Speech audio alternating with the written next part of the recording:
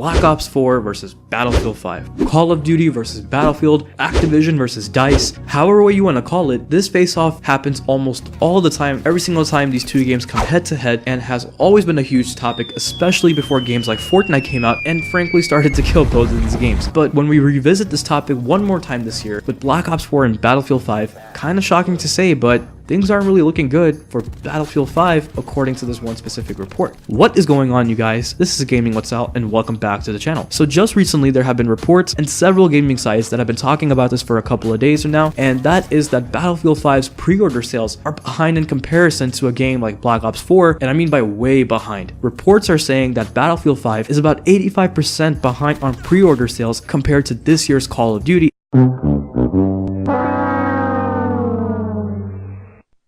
And that is surprising to hear, because even though it seems like that Call of Duty gets all of this hate and Battlefield gets all the love and praise, Call of Duty still manages to outsell Battlefield every single time they face off. But never have I heard Battlefield ever falling this far behind from Call of Duty, and I'm pretty sure the same thing goes for most of you guys who are watching this video right now. Now, when it comes to this video, I just kind of want to go ahead and talk about some of the decisions that Call of Duty has made and some of the decisions that Battlefield have made that they have done for their games this year, and kind of try to figure out where did Battlefield 5 exactly slip up and cause them to be where they're at right now. So I've compiled a sort of list, if that's what you want to call it, that kind of points out some of the decisions that both sides have made that include some good and bad decisions. And then I'm also going to go ahead and add in my thoughts once again on how it possibly could have led to, I guess, supposedly Battlefield 5's downfall this year. So the first thing I kind of want to hit on is the DLCs and additional content. When it comes to Black Ops 4, you have a game where basically they're going to be adding a lot of additional content this year because it's all about the multiplayer experience and the zombies experience, except they're all stuck behind a paywall, which is called the Black Ops Pass. You have to pay an extra $50 just like you had to with every single past season passes whenever it came to any sort of Call of Duties in the past, and you don't get any of the additional maps for free. You don't get any of the additional contents for free, especially when we still have something like supply drops going on, while Battlefield 5 won't have any loot boxes and all of the maps will be free. So right there, Battlefield 5 already has a huge advantage against something like Call of Duty, because a lot of people, especially within the Call of Duty community, were expecting Call of Duty to sort of go in the same direction that all of the other games are doing, which is to give additional content for free while focusing on microtransactions that are probably just cosmetic only and nothing that really changes the game in terms of the weapons and the gameplay itself. But unfortunately, just like every single year, we got fooled by them, I guess, and the Black Ops Pass or the Season Pass makes a return. But with this huge advantage, how did Battlefield 5 still manage to slip up? So let's go ahead and talk about the next topic that kind of answers this question, but not completely, and that is about new content. When it comes to a game like Black Ops 4 and just Call of Duty in general, people are always going to say that, man, Call of Duty is just the same thing over and over again. Black Ops 4 is just a reskin of Black Ops 3. They never put in any effort into the games, and no one is going to be brave enough to say this, but I will. That kind of goes for Battlefield 5 to a certain extent. And what I mean by that is that whenever we say that the same thing over and over again happens whenever it comes to every single Call of Duty that comes out, no way, Battlefield is kind of like that too. I mean, just take a look at Battlefield 1 versus Battlefield 5. And yeah, Call of Duty has been similar to one another from game to game, but look at Battlefield 5 as well, along with every other Battlefield game that has come out before. They have been similar to one another too. I mean, yeah, they have ultra realistic graphics, destructible environments, and much more things that give them that realistic vibe, but then how long is that actually going to last them? Call of Duty has been the same thing over and over again for the majority of the part for a very long time as well. I'm not going to deny that, but at least they went ahead and tried something different from time to time, like going to the futuristic era for a change. And no, I'm not saying that they should go back to that because that was a mistake in my opinion, but at least they still went ahead and had the guts to bring some sort of change due to hearing that people were getting bored of like the same thing over and over again whenever it came to the series. And the same thing is sort of starting to happen with Battlefield as well. I mean, heck, the same thing is even happening to Fortnite. The game isn't essentially dead, but at the same time, it's starting to lose the hype that it first got, and that's probably mostly because of how much attention and how quickly it got that attention, but that's besides the point. What I feel like Battlefield 5 did wrong was that they really didn't bring anything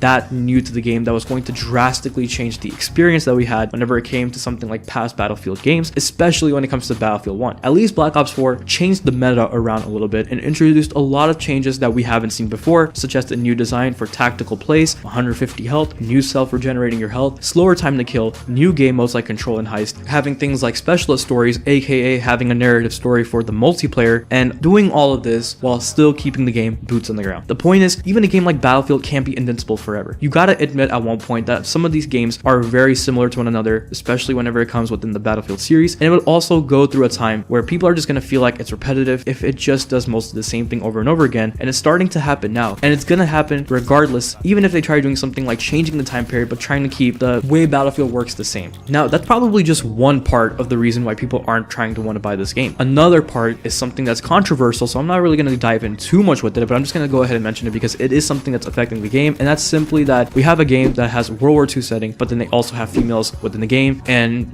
other races that were not involved with the war, and basically just that huge lack of historical accuracy is what's getting to so many people, especially with Battlefield 5. And I feel like that Battlefield 5 is getting more hate when it comes to the lack of historical accuracy versus something like Call of Duty World War II, is because one, people, when they saw that Call of Duty World War II was introducing women and all these different races that were never part of the war within their game, people were like, oh, this is typical of Call of Duty. They always mess things up. They never make anything perfect anymore. So this was typical of them. But when it comes to something like DICE and Battlefield, people always go for that realistic experience, and they go into Battlefield trying to get this realism type of experience, a realistic gameplay, realistic just everything, I guess, in a way. I really don't know what I'm trying to say, but basically they try to go in there for that realism. And whenever it came to someone like DICE and Battlefield and not having any sort of historical accuracy, that's not realistic whatsoever. So people were like, whoa, we kind of expected this from Call of Duty, but DICE, what the heck are you doing, man? And the thing is that I feel like that's not even the main problem. The main problem is the way that DICE responded back to the community when they had this huge backlash with women being in the game and all these different races. And that is either buy our game, accept what we're doing, or just don't buy it at all. As a developer, you can't talk to your consumers like that, man. I mean, when it came to Sledgehammer Games and Call of Duty World War II, at least whenever they got this backlash, they responded calmly and said that, hey, the multiplayer experience is going to have this kind of stuff, but whenever it comes to the single player experience, you're going to get the realism that you were looking for whenever it came to a World War II shooter. So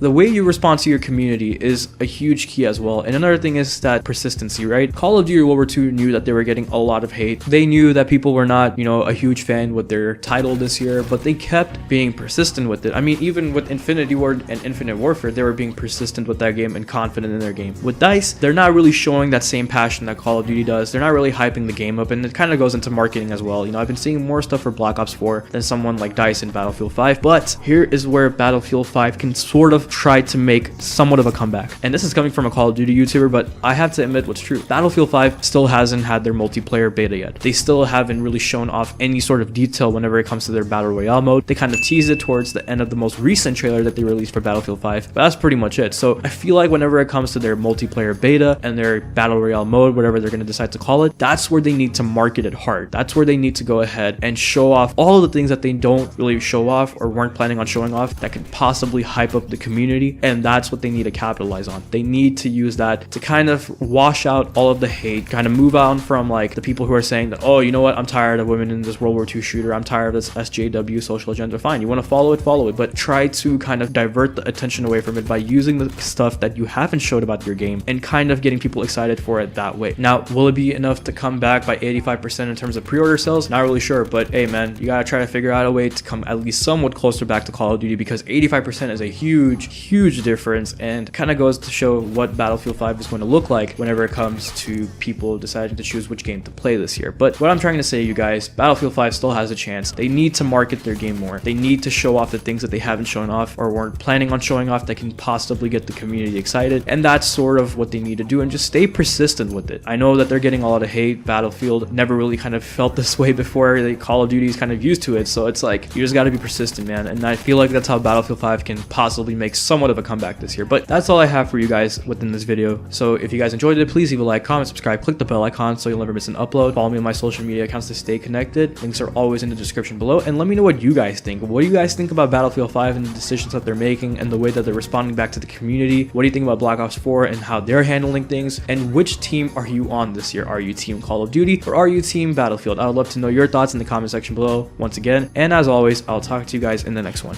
Take care of yourselves, and bye.